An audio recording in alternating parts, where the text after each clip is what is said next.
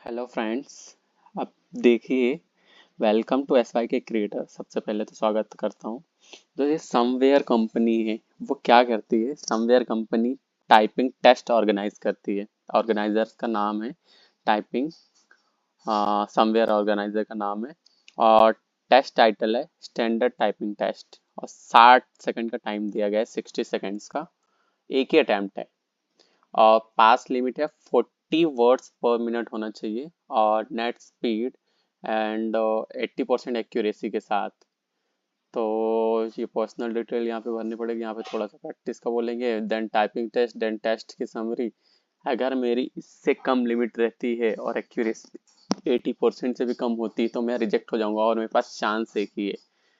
तो ये है फिलहाल कि समवेयर ऐसा ऑर्गेनाइज करवाता है ये चीज़ें।